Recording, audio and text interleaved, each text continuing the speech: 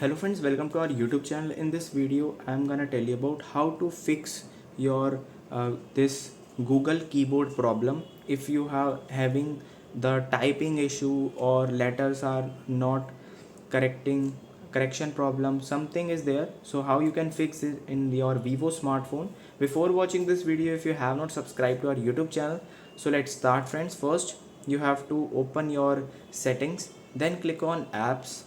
Here it is, see all apps.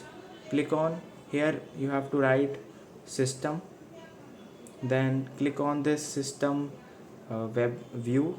Click just clear cache and simply press back, and here you have to write Google Play Services and clear cache this also friends. Then third step, you have to just simply press back again. You have to go to the apps.